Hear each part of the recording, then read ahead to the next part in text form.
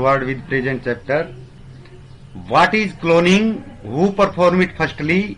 Which mammal was cloned first? तो cloning क्या होती है, किसने इसे पहली बार किया और कौन सा जानवर पे ऊपर इसका प्रयोग किया।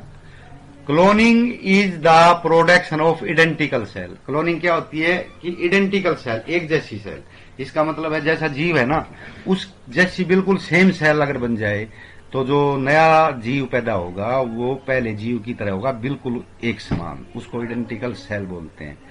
From any living part of organism. Sir Ian William performed cloning first, तो इसने पहले की थी ऑन ए शिप नेम्ड डोली। तो शिप का नाम डोली था, शिप क्यों पे गई थी उसको डोली, उस शिप जैसी ही उसका जो नेक्स्ट जनरेशन थी वो बिल्कुल उस शिप के जैसी ही थी, तो उसको क्लोनिंग बोलते हैं। How has a newly born baby character of his father and mother. एक जो नया बच्चा पैदा होता है उसके माता पिता के करेक्टर उसमें कैसे आते हैं। When gametes of mother and father fuse then baby is born. जब माता के और पिता के अंडाणु और शुक्राणु फर्टिलाइज करते हैं, फ्यूज होते हैं, तो नया बेबी पैदा होता है। So baby get some characters of father and some of mother. इस प्रकार बच्चे में कुछ पिता के आते हैं, कुछ माँ के आते हैं। Explain how external fertilisation takes place. अब जो बाहरी फर्टिलाइजेशन होता है वो कैसे होता है, एक तो हमने बताया पहले आया भी था कि इंटरनल और external fertilisation. In this type female lay eggs in slow moving water. धीरे घूमते पानी में जो फीमेल है वो अंडे देती है, and male spray sperm on it, और इन पे मेल जो है स्पर्म छिड़क देता है। In this way fertilisation takes place outside female body. इस प्रकार से फीमेल बॉडी के बाहर फर्टिलाइजेशन हो जाता है। For example in frog and fish.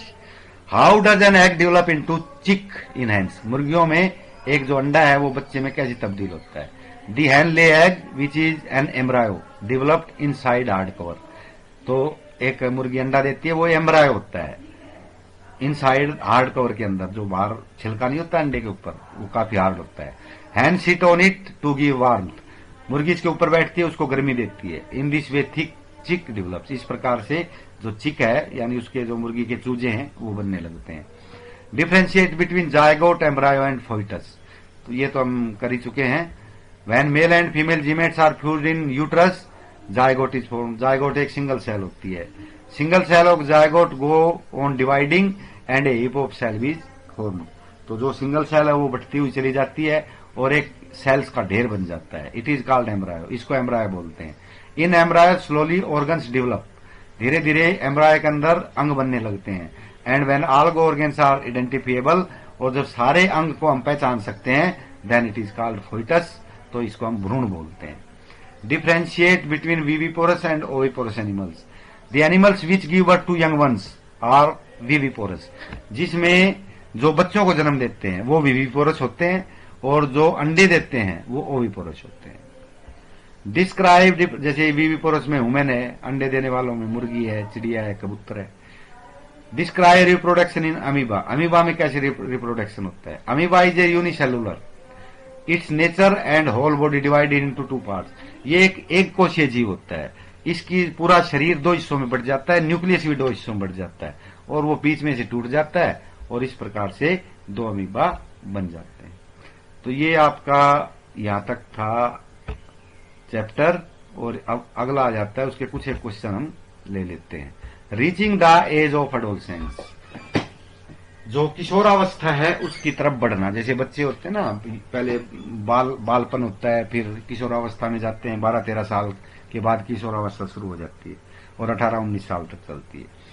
What term use for secretion from endocrine glands for body changes. जब शरीर में हमारे में चेंज होता है तो जो एंडोक्राइन ग्लैंड है उसमें से कुछ रिसाव बनते हैं, उनको क्या बोलते हैं, तो हार्मोन्स बोलते हैं।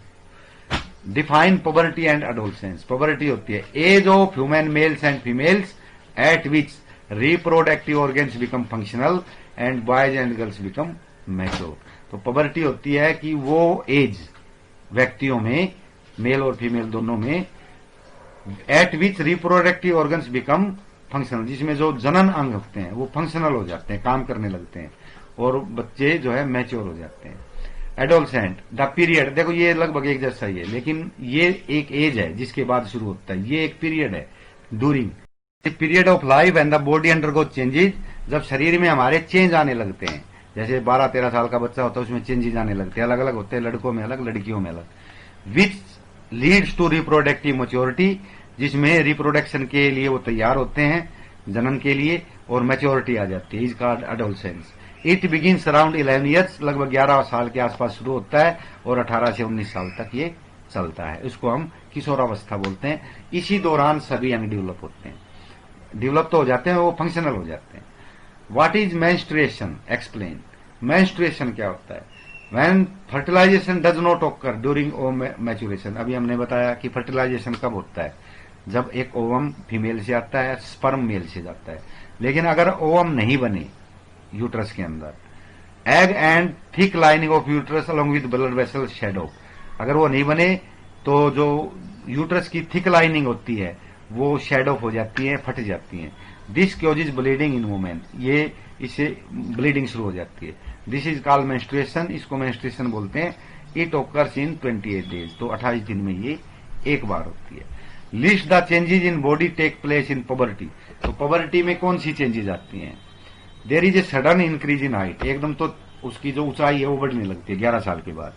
इन boys shoulders become broaden while in girls region below waist become wider, लड़कों में कंधे चौड़े हो जाते हैं और उसके लड़कियों में जो कमर का हिस्सा है वो वाइडर होता है। Girls have high pitch voice while boys have deep hoarse voice, लड़कियों की जो आवाज है वो पैनी होती है, काफी तिक्की की हाई पिच की वॉइस होती है, जबकि लड़कों की गहरी आवाज और होती है, मोटी होती है और कर्कश होती है। Boys and girls get pimples on face due to secretion of sweat gland and sebaceous gland, तो जो स्वीट ग्लैंड और जो पसीने की ग्रंथि होती है ना उसमें सिक्रेशन होते हैं जिससे पिंपल आ जाते हैं, फुंसियां निकल आती हैं। टेस्टिस बिकन प्रोड्यूसिंग स्पर्म, जो टेस्टिस होते हैं मेल के अंदर उसमें स्पर्म बनने पैदा हो जाते हैं और वुमेन में एग बनने शुरू हो जाते हैं। It is the period of mental intellectual and emotional maturity, ये वो एक पीरियड होता है जिसमें मानसिक रूप से और शारीरिक रूप से और जो आपके भावनात्मक रूप से ये आपके अंदर उभरने लगते हैं, मन में भावनाएं लगती हैं। जैसे वो मैच्योरिटी बनती है ना तो उनमें थोड़ा सा कुछ डाउट्स वगैरह आ जाते हैं, तो इस प्रकार की बात। Prepare table having endocrine glands and hormones secreted by them, अब कौन कौन सी ग्लैंड होती हैं, कौन कौन से सिक्रेशन होते हैं? पिट्यूटरी ग्लैंड, ये फोलिकल या एफएसएच जो है वो सिक्रेट करता है, सिक्रेशन करता है। थायराइड, इससे थायरोक्सिन रस निकलता है। पैनक्रियाज से इंसुलिन निकलता है। टेस्टिज से टेस्टोस्टेरोन निकलते हैं, टेस्टिज जो मेल में स्पर्म बनते हैं जहां पे। ओवेरीज में एस्ट्रोजन निकलते हैं। अडर्नल में अडर्नेलिन निकलता है, तो अडर्नेलिन होता है जो थोड़ा भय या घबराहट सी आने लगे तो उसको बोलते हैं। तो आप यहीं तक कीजिएगा, बाकी फिर देखते हैं।